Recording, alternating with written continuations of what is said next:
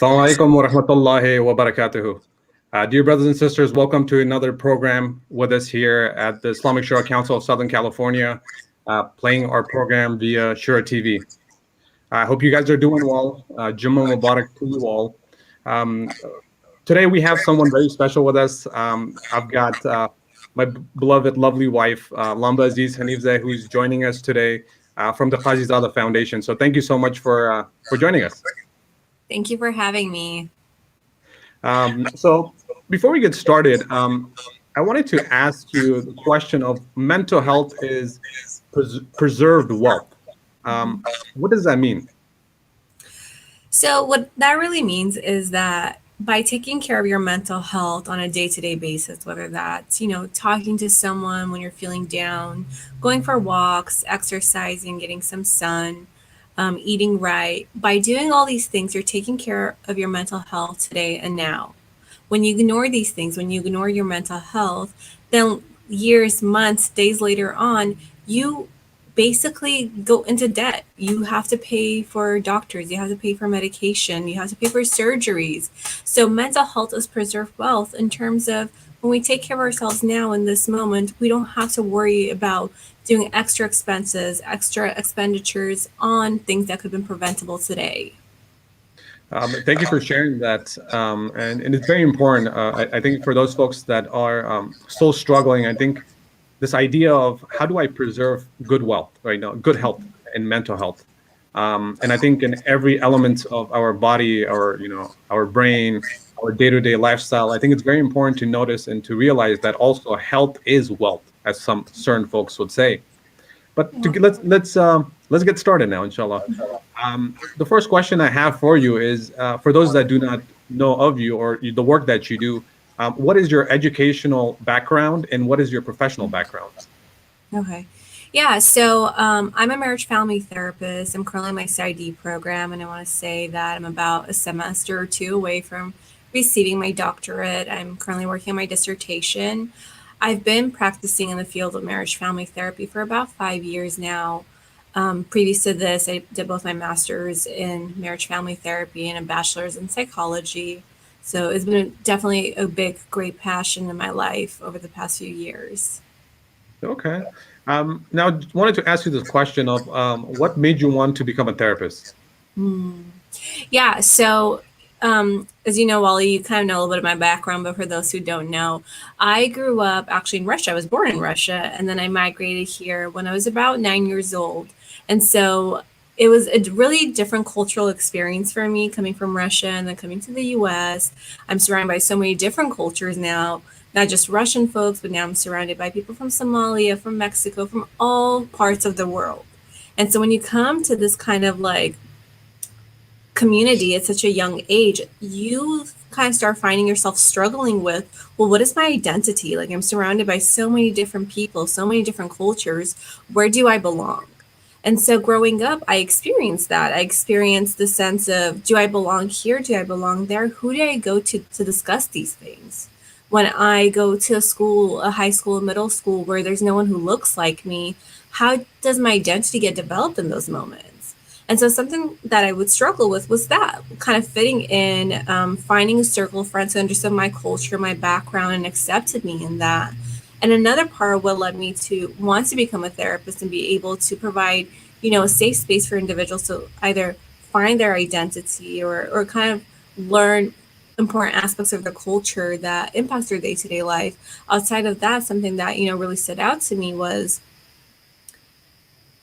there were so many problems I would notice in our community, whether it was relational problems, whether it was problems with family members, whether it was depression, stress around school. And I was noticing that whether it was relatives or people in the community, while they were having these problems, nobody ever went out to go get professional help. There was this idea of, you know what, you're going to get over this. Just continue trying harder. Don't talk about it to other people. There's so much shame about, just mentioning that you are struggling, that just mentioning that you're having a problem. And so growing up, I would see a lot of people just kind of becoming more and more depressed because they were struggling so much and they had no one to turn to that could actually give them solutions, that could normalize their problems, that could tell them, you know what, like, it's okay for you to have this problem and there's a way we could support you through this problem. And so growing up, what I wanted to do was I wanted to create that safe space. I wanted people to go and seek therapy, whether it's, anxiety with school or a relationship problem. I wanted someone to come out and seek that help and be able to look at a therapist that looked like them, that understood their culture, that understood their religious background, that didn't feel like, I'm going and seeing a therapist who doesn't understand anything about me and is judging me and makes me feel uncomfortable. That's kind of where my passion for therapy grew. Perfect. Now, I wanted to also ask you, I know you talked about shame, and it's stigmatizing as well. Trying to go out and talk about your own personal life experiences with a stranger or a total stranger, right? I think this is it's kind of a concept that is still pretty much, held value where individuals or families who are struggling, right? And they hit this wall where they can't even, or they have a hard time solving problems amongst their own families. But now, because their value of keeping things within the family has become kind of a norm, have you seen any challenges of like, those individuals or folks that are struggling within the household? They're like, you know what? I actually want to go out of the house and seek mental health professional. Yes. So, something that I have definitely seen is that the more younger generations are kind of breaking that stigma. They're breaking those old traditions of just keeping everything silent, suffering silently. They're coming out, they're saying, you know what? No, I can't live like this anymore. I need to go out and speak to someone who is educated in this field, who is going to be able to understand my problems, who's going to be able to help me work through these problems, because these problems don't have to last for the rest of your life. Everyone experiences problems, and therapists are equipped with being able to guide you through those problems into finding a solution and breaking free from them. So, what I've seen definitely with the younger generation is kind of breaking free from that stigma, that taboo, and just taking control and saying, this is what's best for my health. If I'm feeling better, then I can be more present for my family. I can be more present for my children. I can be more present for my life. And then I see the same thing in actually families as well, where, I think a lot of times what I see is sometimes when partners come from a home where they saw a lot of fights between their own parents, they don't want to continue those patterns. And so now they're coming out and they're seeking help because they want to make sure that their relationship is going to look differently than what they were brought up in. Yeah. And so what would you say is kind of the challenge in our current times? Because is there a mistrust in letting your families go and seek therapy? Like what is it behind it? Like what is the main core challenge there? So I think there's multiple different challenges there. I think we still need to psychoeducate the community more about therapy, because therapy is still a really new idea for our community. And the challenge that really lies there is this fear of, if I go out and share my information with a third party that's outside of my family, is that information going to get shared? Right? So a lot of individuals don't know that therapy is confidential. So when you come in and you talk about your problems and the challenges you're facing, I, as a therapist, will not be able to go out and tell X, Y, and Z about your problems. I won't even be able to indicate that you are my clients, because there's a thing called confidentiality. And I think the community sometimes doesn't know about that. There's this idea, if I go see a therapist, then they're going to identify me to other folks and share my information. Yeah. I think another thing that we sometimes face as a community, or things that come up, is sometimes individuals feel like if they go to therapy, they're failing their family members. They're bringing shame onto their family members, because my family's supposed to support me. My family's supposed to be always there. And if I go out and speak to a third person and say something about my family, about how unhappy I am or how sometimes they stress me out, sometimes those individuals may feel guilty, and that guilt stops them from seeking out the proper help that they need. Okay, perfect. Now, just to get more on this, right? And as we go throughout the program, I'm going to ask you some more questions pertaining to mental health. But I know you do have your own work in your own clinic, which is also known as the Qazizada Foundation. So, what is that, and what do you guys do there?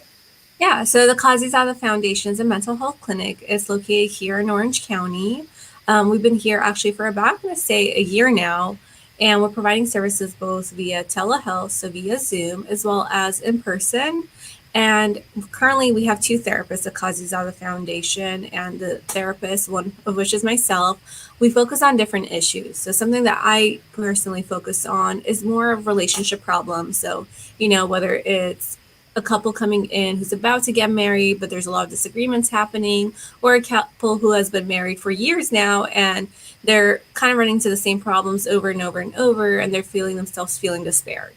I also work with families and I work with children, and being able to help them communicate, helping children overcome stressors in their family kind of dynamics, relationships. But we really focus on many different topics. We focus on depression, anxiety, we focus on trauma, grief. And grief is something that we don't really discuss in our community. You know, when somebody passes away, we're really there to support one another, but usually that lasts up to like 3 days, maybe a week, maybe 2 weeks max. And after that, the community kind of, you know, disperses and goes back to their own routines.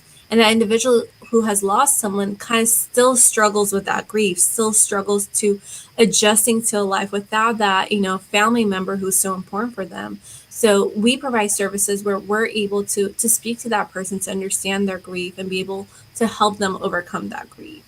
We also do a lot of, you know, group therapy. So we do groups with teens, bringing teens together, creating a safe space for them to be able to talk about challenges they're facing. So whether that's bullying or any other challenge that's occurring in their life.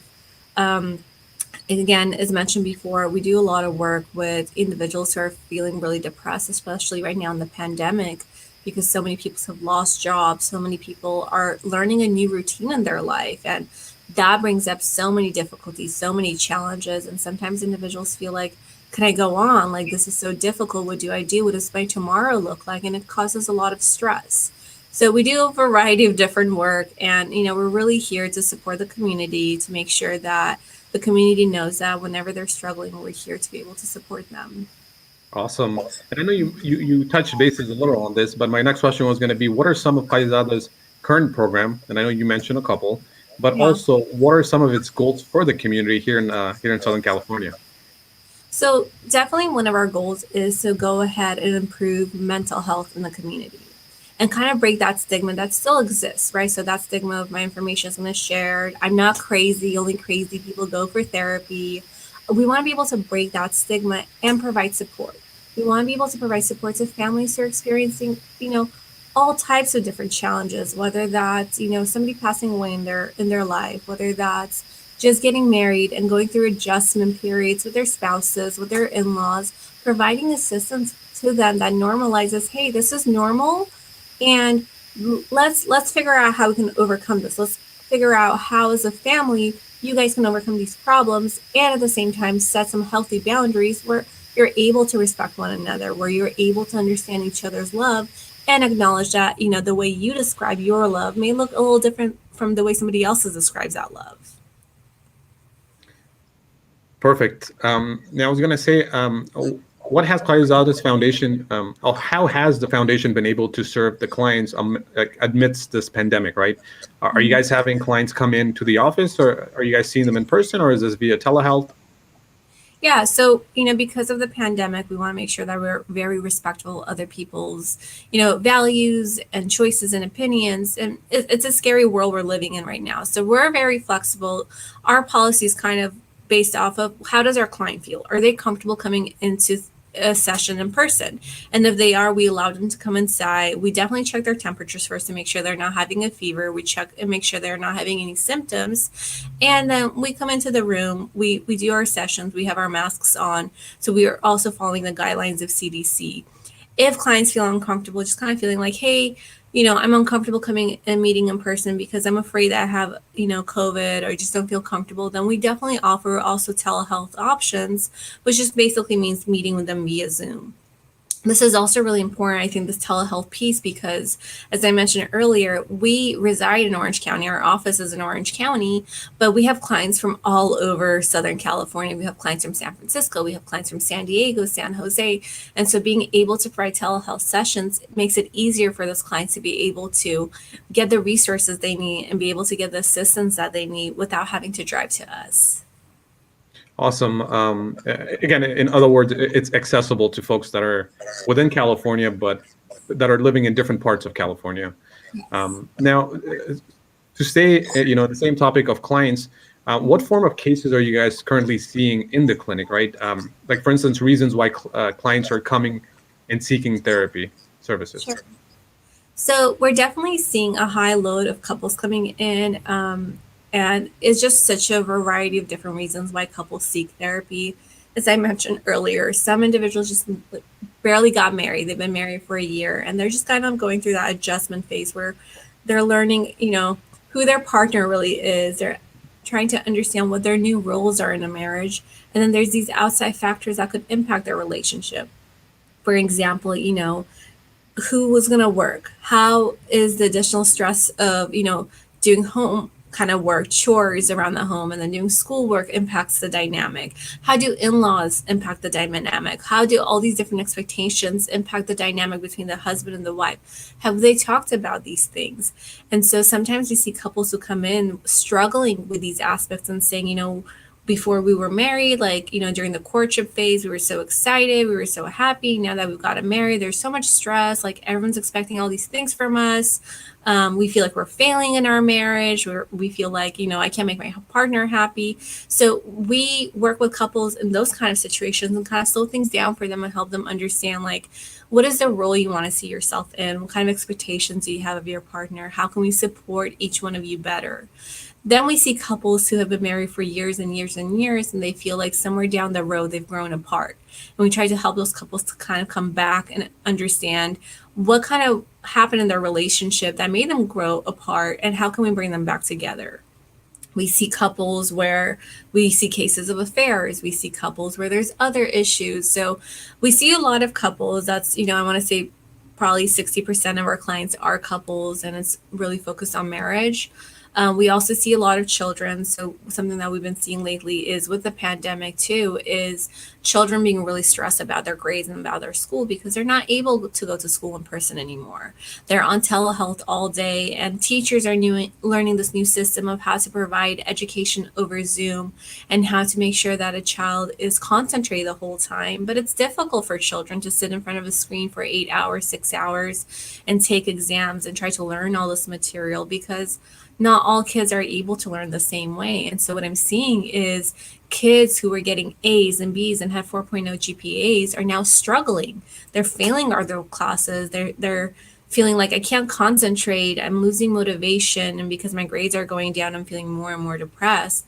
So we've been seeing a lot of kids and trying to help them overcome these challenges, trying to help them create a routine in their schedule, create some organization, help them kind of advocate for their needs to the instructors, getting the parents involved and helping the parents understand how that child needs to be supported. And then we also see a lot of cases where, there's family trouble. So, kids are wanting more independence, and family are afraid that, my child is losing their identity. My child is losing connection to their culture, to their faith. So we do a lot of family therapy as well, and try to help them communicate in a healthy way, set healthy boundaries, and really respect one another and understand where each person is coming from. And then outside all of that, as I mentioned earlier, we do a lot of grief work. We work a lot with individuals who are struggling with depression, struggling with anxiety, especially during the pandemic time. Anxiety has spiked up so much because we're living in a world that's kind of, we don't know what tomorrow is going to look like. We don't know how soon we're going to get vaccines. We don't know, are there going to be new side effects? So anxiety is really, really high up, and we're trying to help all these individuals kind of learn coping skills, learn mechanisms that are going to help them kind of reduce that anxiety and ground themselves. Yeah, absolutely. And it's just, we're living in crazy times at the moment, right? Or uncertain times. You mentioned something very important, right? During the pandemic, as we're in that time, have you noticed any increase in a particular diagnosis or reason why people are seeing, therapists at the moment? One thing you suggested was that, a lot of folks are having high anxiety. Mm-hmm. I know there's times where if I'm reading an article, I hear that, again, it goes back to couples having bad relationships, there's a family feud. Because of, unemployment, high rate of unemployment, a lot of folks have had, are socially isolated from their communities now. They have suicidal thoughts. What is it that you're seeing, that kind of has spiked up during the pandemic in your clinic?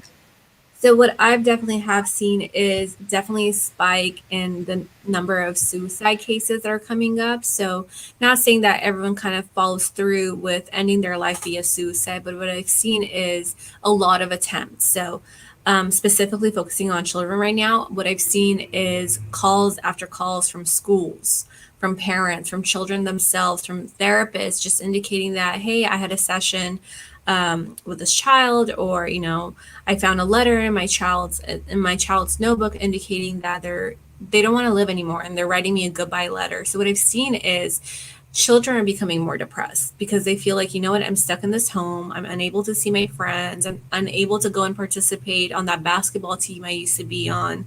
And I'm failing school, right? And so there's a sense of pressure, especially for kiddos who are in high school right now, and they're thinking about, okay, in a year from now, in 2 years from now, I'm going to college, and the colleges I'm going to apply to are going to see my grades. So a common theme that I'm hearing from a lot of children is my future is over. I'm failing. My schools are going to look at this. Nobody's going to accept me into college. How am I going to become a professional? And so they jump so far into the future that they make themselves hopeless. They make themselves feel like, you know what, like, it's better to just end my life. It's better for me to not upset my family anymore, not to be a burden on my family anymore. It's better for me to just kind of end my life and end everything so everyone can be at peace and I don't have to feel like a failure anymore. I don't have to feel all this pain about how sad I'm feeling, how numb I'm feeling, how isolated I'm starting to feel. So I've definitely seen that in children. And this pattern also exists in adults right now. As you mentioned earlier, because of the pandemic, people aren't able to socialize as much anymore. And because of that, people are starting to feel more lonelier. And so we're seeing a lot of suicide cases kind of go up. We're seeing the number of calls increase at calling centers like the National Crisis Center for Suicide. We're definitely seeing numbers of calls increase. For some individuals who usually were working outside of the home, now they're working inside the home. So something that we're seeing is a lot of relational problems. And what I mean by that is because we're working from home now, we're unable to kind of disconnect ourselves from work. So we wake up and we're working, and then we go and we get lunch and we're sitting in front of our computer and we're eating and we're working. And then after we're done working, right, whether that's 5 o'clock or 8 o'clock, we feel difficulty disconnecting from that computer. We feel difficulty being able to turn to our partner and talk about something else or go out for a walk. It seems that what I've been seeing in a lot of cases is even after we shut that computer down and we're done with that work for the day, we turn to our partners and we're still talking about work. And so I've seen a lot of kind of distress in relationships in regards to this, just kind of seeing partners say, like, I just feel like my partner's constantly working. I feel like we're not getting along anymore. I feel like we're not communicating anymore. I feel neglected by my partner. And so that's been causing a lot of distress in relationships lately as well. I wanted to go back to the topic of kids that are being admitted, right? Or you guys, you're getting a lot of calls from schools, the fact that kids are having suicidal thoughts, or they might have self-harm, thoughts of self-harm. So I just wanted to ask this question of what's the reasoning behind it? How are these kids, like, they have high expectations, right? They're kind of going from A to Z, but they're not looking what takes place in between. So where does all of that come about? Yeah. So and this is something I want to be honest about. I think a lot of times we think, these expectations come from parents. And I think sometimes that's a big part of our own experiences of growing up and our parents just saying stories like, back in my home country, like, these are all the challenges we had to face, and you don't have to face those challenges here. So you shouldn't be able, like, you shouldn't have to fail your schooling. Like, there's nothing you have to deal with outside of this. Like, your focus should only be on school. So you should be getting amazing grades. So sometimes we have these biases that we think, okay, maybe this is the pressure from parents. Maybe this is parents putting so much pressure on you have to get A's. I don't want to say anything lower than an A. That's making kids kind of feel more depressed, feel more pressure, and act in ways that they self-harm. But the reality is, what I've been seeing in the cases that I've actually went out on and assessed is it's actually the opposite. I'm hearing a lot of children say, my parents are really supportive. Yes, grades matter to them, but like, if I get a B or C, like, they tell me, like, okay, how can I support you? How can I help you? What's going on? But they don't like get angry at me. They don't punish me for getting a bad grade. What I'm seeing is a lot of these students, these children, these individuals are putting a lot of pressure on themselves. And it comes from a place of they've always had good grades. And now that they're seeing their grades go down, it's kind of a reflection to them of, okay, there goes my self-esteem. Like, this is who I am. If my grades are going down, then so is my worth. So is my self-esteem. And so they start feeling shameful. They're starting to feel ashamed of themselves. They look at other students and they feel like, well, they're getting it, but I'm not. So there's something wrong with me. I'm the stupid one. I'm the dumb one. And so there's this critical voice that's kind of starts talking to them in their mind, and that says like, yes, you're dumb, you're stupid, you're never going to get better, no college is going to accept you. You know, you've been thinking about wanting to become a doctor. How are you going to become a doctor with these grades, right? And so that critical voice gets louder and louder, and it leads to the kiddo feeling depressed. He stops eating. He stops, talking to the family. Just feels like, oh man, like I'm so ashamed of myself. Like I can't even be around these people right now because what if they ask, and what am I going to say? And like everyone else is doing so much better than me. And so over time, what you see is these children start isolating themselves. They spend more time in their rooms. They spend more time online. They start searching ways of hurting themselves. And the next thing you know, the family's surprised because they've cut their arms or they tried to overdose on medication. And so there's definitely a lot of pressure. And this is why I want to mention this. There's a lot of pressure on kids from themselves and not just from parents. Yeah, and thank you for sharing that. That's actually very helpful, and I hope that helps out our viewers as well that's watching this program. Now, the other thing I was going to say is, how can families be more involved in supporting their kids, right? Because what I've heard from you is that these are kids that, in a way, their identity is attached to their grades, right, and their performance. So if they don't do well, that means that it's a reflection of who they are, right? That something is wrong with them. Now, how can parents support their children before these kids have negative thoughts? Yeah. So something that I'll mention to you, and this is something I'm seeing a lot with families, is families say to me, like once that kid ends up at a hospital, they say, I noticed over the past few weeks changes in my child, but I didn't think it was a big deal. I didn't take it too seriously. I just thought, maybe they want to spend more time in their room, or, maybe they're just going through something. As parents, you guys know your children the best. So if you're noticing your kid is isolating more, if they appear more sad, if they're crying and they're saying, and you're asking them what's wrong, and they say, oh, nothing, like I don't want to talk about it. These are signs. They're giving you signs saying, hey, I need help. Something is wrong. And I'm not able to come to you and talk to you about it, but this is a sign of me saying something's not normal anymore. Something has changed within me. Something is bothering me. And so what I urge parents to do is not to ignore those signs, not to, look at them and be like, you know what, maybe it's a bad day. It'll pass. Tomorrow she'll feel better, or he's going to feel better. Approach your child, talk to them about it. Like, hey, I've noticed that lately you've been feeling very annoyed. You've been feeling really irritable, or you just seem sad. You're not really eating. What's going on?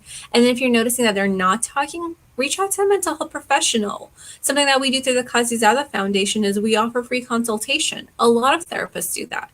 You are just able to go into Google, look up, who are some of the local mental health agencies around your home, and call them and say, hey, I just want to do a consultation. This is what I'm seeing in my child. What would you recommend?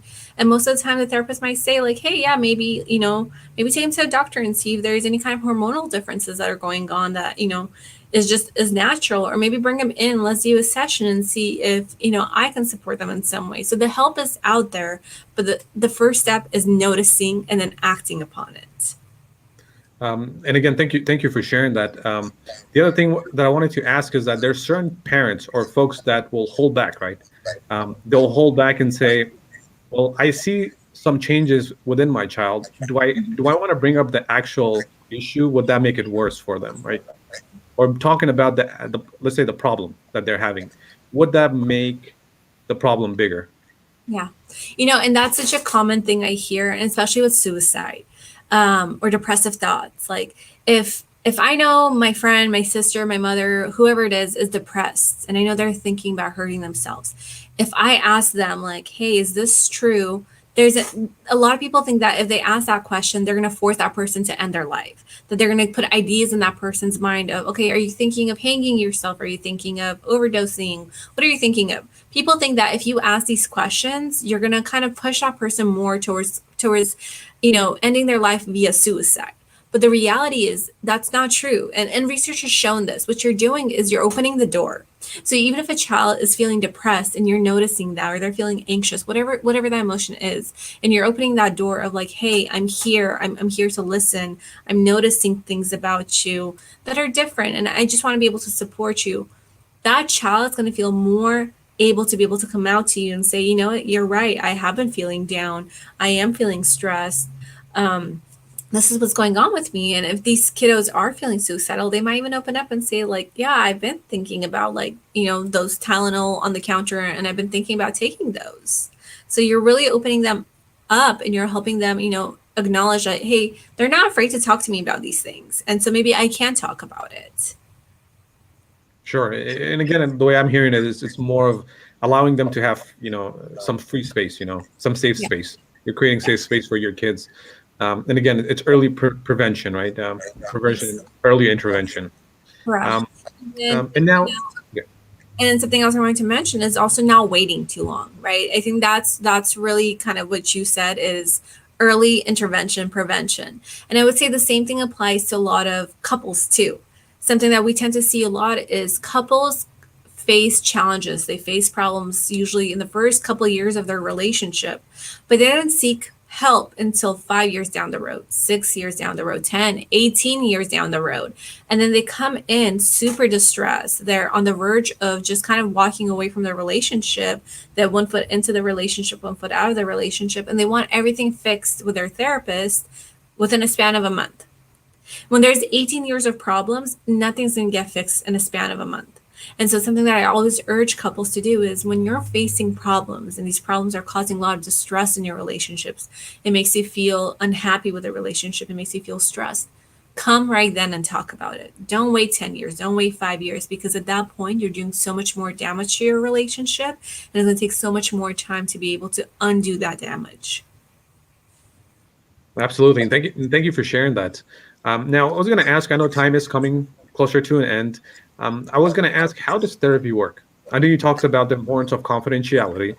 I know that's very important. And I think one of the difficulties or the stigmatizing matter that really stops people to even seek or think about therapy is the fact that, is there confidentiality? And I know you hit that, but if you can go ahead and talk about that a little more. But I wanted to ask, how long does it take? What's kind of the duration of the time? How often does a person need to come to therapy? Is this like lifelong? Is it a certain, is it for a month? Is it for a week? How does this look?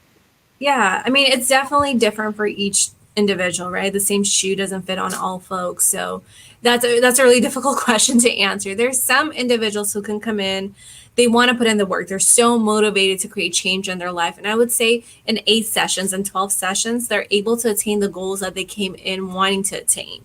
And so after 12 sessions, they're done. So whether that's me meeting with them once a week or me meeting with them twice a week for an hour, after those 12 sessions, I feel like, you know what, I feel so much better.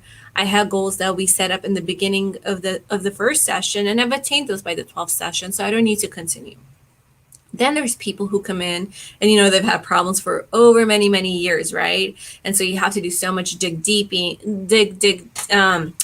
digging, and being able to kind of uncover what's going on for them. And what I see with those individuals is the pain has been there for so long that they numb out. They don't even know, what am I feeling? They don't even know how to discuss emotions. They don't know how to label emotions. And that's because those emotions hurt so much that it's better to lock those emotions away and kind of forget about them. So for those kind of, sessions, for those kind of individuals, we spend a lot of time just trying to create safety about being able to think about those emotions, let alone feel them. First, we just prepare them of let's just think about what it would be like. What are some fears that come up for you if you try to experience that emotion? So For individuals like that, therapy may look differently. It might look like 6 months. It may look like a year. It may look like 2 years. So it really depends on what kind of case comes in, how much work the individual puts in. There's some people who hate doing homework after sessions, right? And that kind of slows down the process of kind of getting better and feeling better. And so my basic answer to that is it really, really varies based on what's going on, how long it has been going on, and how much effort the individual wants to put into getting better and feeling better. As far as confidentiality, as I mentioned earlier, what I do with clients and what every therapist should do with clients is definitely discuss confidentiality in the first session. Sometimes during my free consultations with clients, I'll even tell them about that over the phone, and I'll just say, everything that you share with me is confidential. The information that you share with me is not going anywhere else. Your relatives won't find out about this. You won't see any postings on social media about this. No one's ever going to find out what's going to happen in this room, because if I do that, if I leak that information, one, that's a lawsuit. You can legally sue me for that. And two, it's not going to help you get better. And my goal as a therapist is to help you feel better. My goal as a therapist is help you feel safe. And if I'm not able to keep your information secret, then how am I supposed to create that safety? So everything in therapy is confidential. Now, with therapists, different therapists kind of have different policies when it comes to couples therapy. For example, with me, I believe in a no secrets policy. So let's go ahead and say I see a couple and then I choose to see that couple for one individual session each. I let them know that whatever you share with me, if I feel like your partner needs to know about this, I'm going to be sharing this with your partner, because my goal is for you two guys come together instead of you telling me something big like having an affair or something else and me hiding that from your partner. That's not going to help your relationship. That's going to ruin your relationship. So different therapists feel differently about that. Some therapists may say like, okay, you just told me the secret. Your partner doesn't know about it. I will keep it as a secret too. But my personal preference is we don't keep secrets from couples, because the main idea is to help them grow together, overcome challenges, and not have secrets from one another. But outside of the information being in the office, it doesn't go anywhere else. And thank you for sharing that. But just so I understand it clearly, Yeah. if couples are coming and seeking therapy together, you can share. If one person says something, you'll go ahead and share that information with both of them, since they're both in treatment. Let's say Yes. one couple is in treatment and the other couple is not. Do you still share that information with their partner that isn't in treatment, or no? Gotcha. So if I'm seeing an individual from the dyad, right? So if there's two people who are married and only one of those people is coming in for me to see on an individual basis, just individual therapy, their partner's not going to know anything. I don't have the right to go ahead and share the partner's information with their spouse, unless the Gotcha. partner says, you know what, I authorize you. I think it's good for my spouse to know and be involved and know what's going on with me. Only in that point will I say, okay, like what do you think would be helpful for me to share with your partner? How do you think that's going to help you? How's that going to benefit you? How's that going to create consequences in your life? And then sometimes I'll tell them, you're more than welcome to bring that individual into session. That way you're present and we talk about these things instead of me calling them up or them calling me up and us discussing these things while you're not around. Sure, because I'm trying to think of it, and also in the matter of, like, let's say two couples start therapy, they do Okay. therapy for about 6 sessions, and then one of the partner just leaves and says, I'm done, I want to take a break.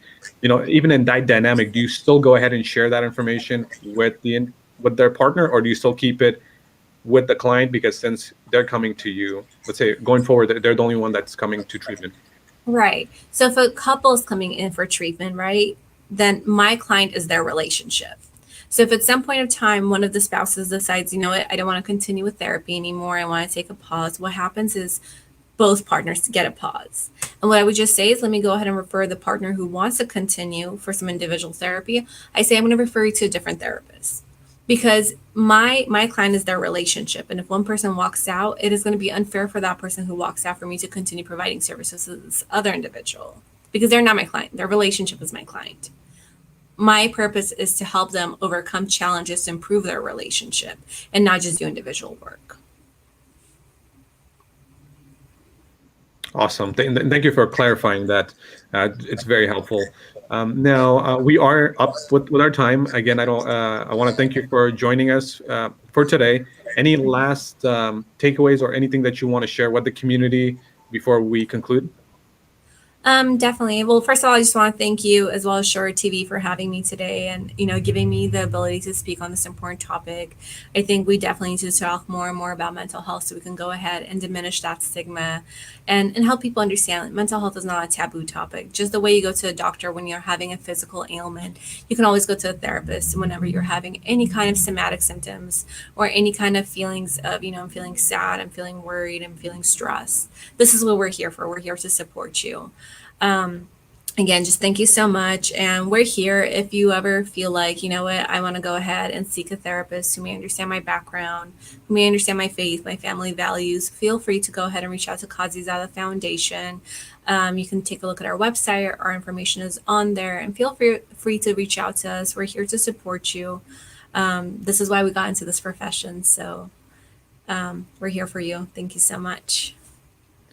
Awesome. And again, thank you for giving us your time and sharing your professional background with us. And I hope that helped our viewers that are watching the program. Again, if you guys have any, difficulties or challenges individually, if it's couple cases, if it's a family matter, grief and loss, please go ahead and reach out to Qazizada Foundation, and they'll go ahead and try to do the best that they can to serve your needs.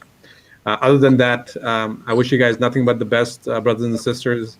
Please remember to also go to shuracouncil.org, for any follow-up. If you have any questions for us, let us know. If you want to see a particular program that you like us to have, speakers or different organizations come that you want to hear or you want to listen to, please do so. Other than that, have a great rest of your day. Thank you so much, Lamba. Thank you. Assalamualaikum. Assalamualaikum warahmatullahi wabarakatuh.